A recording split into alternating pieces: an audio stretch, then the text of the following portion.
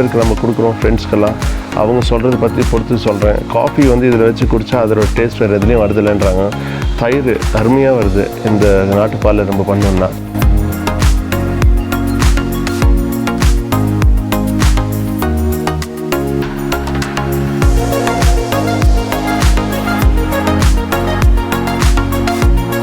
பெங்களூரில் வந்து முன்னாடி நாங்கள் டோர் டு டோரும் டெலிவர் பண்ணியிருந்தோம் A2 மில்க்குன்னு சொல்லிட்டு. நீங்கள் வேணால் சொல்லலாம் பெங்களூரில் first A2 milk suppliers. Almost ஒரு 6 years பேக் நாங்கள் ஸ்டார்ட் பண்ணோம்.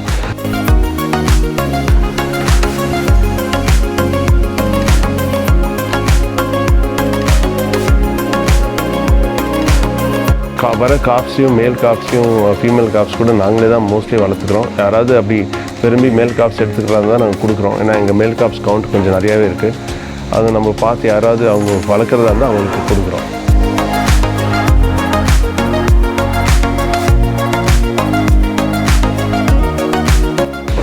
ஸோ பேசிக்லி வந்து இது வந்து நம்ம கம்போஸ்டிங் பண்ணலாம், வர்மி கம்போஸ்டிங் பண்ணலாம். அப்புறமா 2-3 விதமான கம்போஸ்டிங் பண்ணுறோம். ஒன்று வந்து மண்புழு போட்டு ஒரு கம்போஸ்டிங் பண்ணுறோம். இன்னொன்று புதுசாக இப்போது என்னோடய ஃப்ரெண்டு வந்து எதுவும்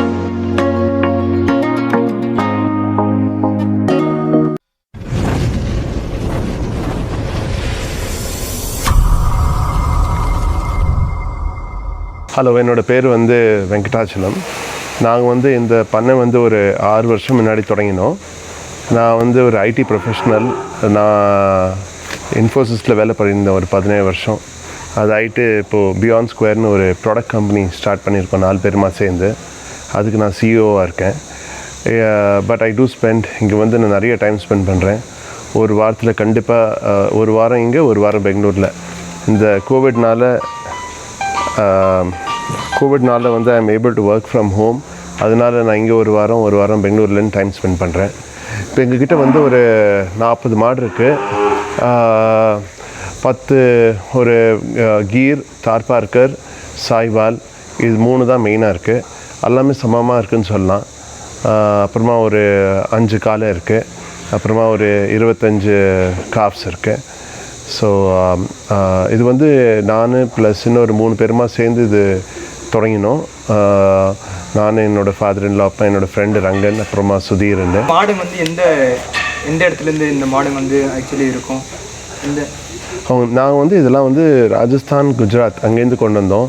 நாங்கள் வந்து ஒரு டைப் பண்ணிட்டோம். ராஜஸ்தான் யூனிவர்சிட்டி ராஜுவஸ்ன்னு, அது வந்து ஒரு அக்ரிகல்ச்சர் அண்ட் வெட்டனரி யூனிவர்சிட்டி ராஜுவஸ்ன்னு சொல்லிட்டு.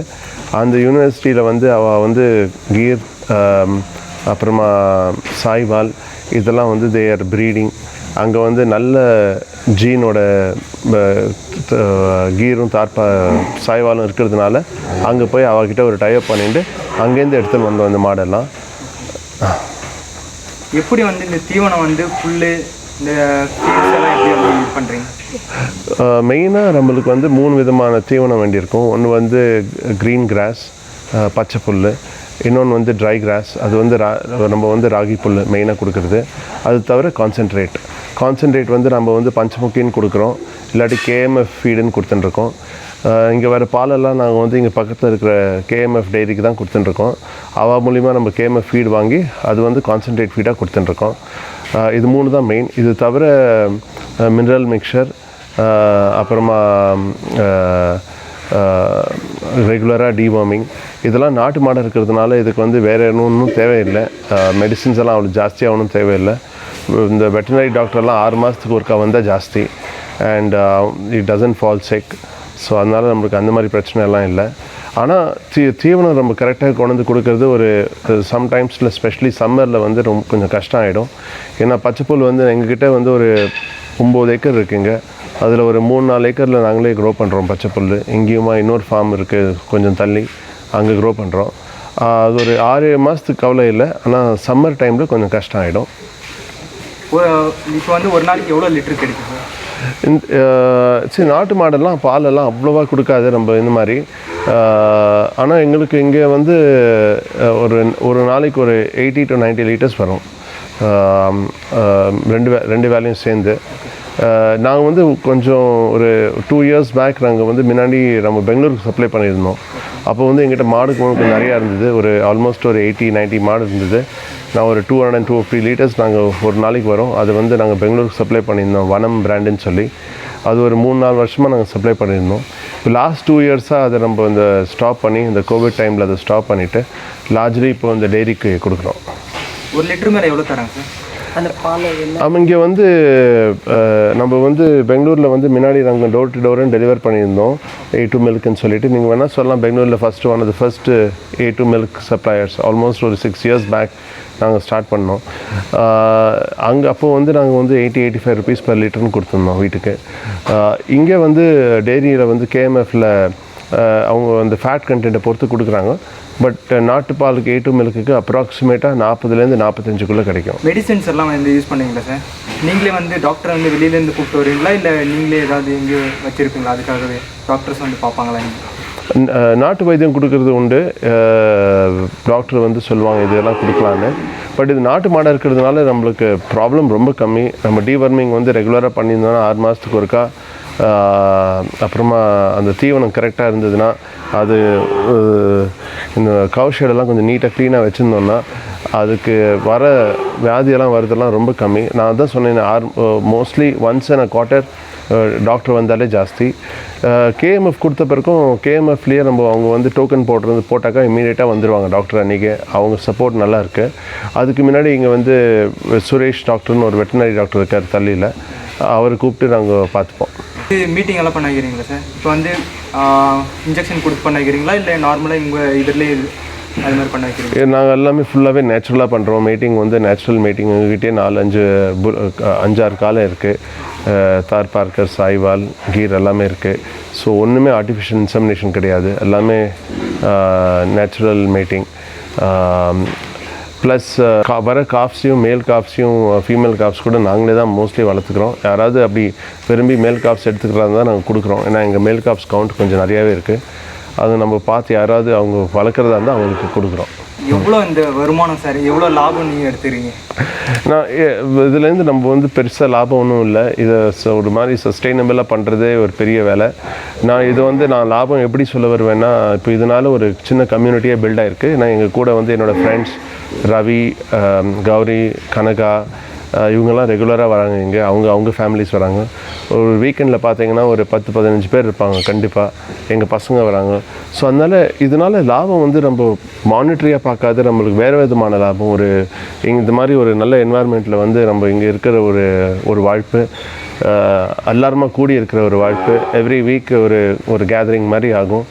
எல்லாருமா சேர்ந்து ஏதோ பண்ணுவோம். நிறைய மரம் வச்சுருக்கோம், ஒரு 3000க்கு மேலே மரம் வச்சுருக்கோம். இன்னொரு ஃபார்மில் ஒரு 4000 மரம் இருக்குது. அந்த எல்லா விதமான மரமும் இருக்குது. ஸோ நம்மளுக்கு ஓவராலாக பார்த்தீங்கன்னா இது நிறைய நம்மளுக்கு இதனால் பெனிஃபிட்ஸ் இருக்குது. நான் மானிட்டரியாக வந்து சொல்ல மாட்டேன். இப்போது மானிட்டரியான்னு பார்க்க போனால் ஆக்சுவலாக நம்ம கையிலேருந்து காசு போடுறோம் இது நடத்துறதுக்கு. மாட்டு பண்ணையாக இருக்கிறதுனால, நாட்டு மாடாக இருக்கிறதுனால. பட் அது வந்து நம்ம ஒரு பெங்களூரில் இருந்தால் ஒரு டிரைவரோட செலவு, இல்லாட்டி எங்கேயாவது ஹாலிடே பண்ணுற செலவு, அந்த மாதிரி போகிறது, அதையும் நம்ம ஈக்குவேட் பண்ணோன்னா அந்த செலவு ஆகிடும். எங்களுக்கு இதெல்லாம் நடத்துறதுக்கு நாங்கள் சஸ்டெயினபிளாக போகணும்னு நினச்சி நம்ம நிறைய முயற்சி பண்ணுறோம். பட் நாங்கள் வந்து we are still short of that. ஒரு about 80,000 to 90,000 per month is the gap. அந்த கேப்பை வந்து நாங்களே ஒரு 4-5 பேராக சேர்ந்து நாங்கள் மீட் பண்ணுறோம். இந்த பண்ணையில் எவ்வளோ மாடு வளர்க்கலாம் சார் நீங்கள் இந்த ஸ்பேஸு? இங்கே வந்து பார்த்தீங்கன்னா 3 ரோ இருக்குது. ஒரு ரோலையும் நீங்கள் பார்த்தீங்கன்னா ஒரு 25 மாடு இருக்கலாம். ஸோ அந்த மாதிரி பார்த்தீங்கன்னா ஒரு 75 மாடு ஈஸியாக இந்த பண்ணையில் இருக்கலாம். அது தவிர இன்னொரு பக்கத்தில் ஒரு சின்ன இடம் இருக்குது அந்த காஃப்ஸ்க்கெல்லாம். இப்போ வந்து எங்ககிட்ட ஒரு 40-45 மாடு இருக்குது. ஸோ இன்னும் இடம் இருக்குது, வேணும்னா மாடு வந்ததுன்னா வச்சுக்கிறதுக்கு. இந்த இந்த சாணையெல்லாம் நீங்கள் எதுக்காக யூஸ் பண்ணுவீங்க? உரம் அந்த மாதிரி எடுத்து போய் கொடுப்பீங்களா இல்லை? ஆமாம், இது வந்து நம்ம நிறைய விதமாக பண்ணலாம். ஒன்று வந்து நேராகவே ஃபார்ம்யார்ட் மென்யூராக யூஸ் பண்ணலாம். அதுதான் மெயினாக நாங்கள் யூஸ் பண்ணிகிட்ருக்கோம். அது தவிர வந்து நம்ம இங்கே வந்து அங்கே ஒரு தொட்டி கட்டியிருக்கோம். அந்த தொட்டியில் வந்து மண்புழு போட்டு ஸோ பேசிக்லி வந்து இது வந்து நம்ம கம்போஸ்டிங் பண்ணலாம், வர்மி கம்போஸ்டிங் பண்ணலாம். அப்புறமா 2-3 விதமான கம்போஸ்டிங் பண்ணுறோம். ஒன்று வந்து மண்புழு போட்டு ஒரு கம்போஸ்டிங் பண்ணுறோம். இன்னொன்று புதுசாக இப்போது என்னோடய ஃப்ரெண்டு வந்து தான் ரங்கன் இங்கே கூட வேலை பண்ணிட்டுருக்காரு, அவர் வந்து தொடங்கியிருக்கார். அதை வந்து 21 day கம்போஸ்டிங் யூஸிங் நேச்சுரல் மெத்தடுன்னு சொல்லிட்டு அது வந்து அதில் வந்து சாணம், அப்புறமா பச்சை புல், அப்புறமா காஞ்ச புல் எல்லாமே 1/3 ப்ரொபோர்ஷனில் ஒரு ஹீப் மாதிரி பண்ணி அதை வந்து எவ்ரி 2 days ரொட்டேட் பண்ணி அது ஒரு 21 days அது கவர் பண்ணி வச்சா அது வந்து கம்போஸ்டிங் ஆகிடுறது. ஸோ அந்த மாதிரி கொஞ்சம் பண்ணுறோம். ஆனால் இங்கே நிறைய மாடு நிறைய சாணம் இருக்கிறதுனால மெஜாரிட்டி வந்து நம்ம டைரெக்டாக ஃபார்ம் யார்ட் மேன்யூராக யூஸ் பண்ணுறோம். சார் இங்கே வந்து இப்போ வேலை ஆட்கள் செய்கிறாங்களா சார்? எவ்வளோ பேர் வந்து வேலை ஆட்கள் இங்கே வேலை செய்கிறாங்க? இப்போது இந்த மாட்டுக்குன்னு பார்த்தோன்னா, மாட்டு பண்ணைக்குன்னு பார்த்தோன்னா ஒரு 3 பேர் இருக்காங்க இந்த மாடெல்லாம் பார்த்துக்கிறதுக்கு. அவங்களுக்கு சப்போர்ட் சிஸ்டமாக இன்னும் 2 பேர் இருக்காங்க, இந்த புல்லெல்லாம் கொண்டு வந்து கொடுக்குறது, பண்ணி கொடுக்குறது. அது தவிர இந்த ஃபார்மை பார்த்துக்கிறதுக்கு இன்னொரு 4 பேர் இருக்காங்க. ஸோ மொத்தமாக ஒரு அப்படி 10 பேர் இருப்பாங்க இந்த ஃபார்மில். இது வந்து இந்த மாதிரி மாட்டு பண்ணை இருக்கிறதுனால என்ன பெனிஃபிட்ஸ், நம்மளுக்கு என்ன லாபம்னு கேட்பாங்க. ஒன்று ரொம்ப பெரிய லாபம் என்னென்னா இந்த மாதிரி ஒரு அது நான் ஆல்ரெடி சொல்லியிருக்கேன், இந்த மாதிரி ஒரு என்வாயர்மெண்ட்டில் இருக்கிற வாழ்ப்பு. 2வது பெரிய லாபம்னா இந்த பால் A2 மில்க் நாட்டுப்பால், இதோட ருச்சி இதுலேருந்து நம்ம நிறைய பேருக்கு நம்ம கொடுக்குறோம், ஃப்ரெண்ட்ஸ்க்கெல்லாம். அவங்க சொல்கிறத பற்றி பொறுத்து சொல்கிறேன். காஃபி வந்து இதில் வச்சு குடித்தா அதோட டேஸ்ட் வேறு எதுலேயும் வருதில்லைன்றாங்க. தயிர் அருமையாக வருது இந்த நாட்டுப்பாலில் நம்ம பண்ணோன்னா. ஸோ அந்த மாதிரி வந்து நம்மளுக்கு நிறைய பெனிஃபிட்ஸ் இருக்குது. அப்புறமா இப்போது இங்கே வந்து ஒரு 150 மாங்காய் மரம் இருக்குது, ஒரு 100 தேங்காய் மரம் இருக்குது. இப்போது இதுக்கெல்லாம் வந்து நம்ம இந்த மென்யூர் இந்த காம்போஸ்ட் பண்ணி அதில் வரவு அதெல்லாம் தான் போடுறோம். ஸோ அது மாதிரி ஒரு நல்ல ஒரு ஈகோ சிஸ்டம் மாதிரி டெவலப் ஆகிட்டு வருது.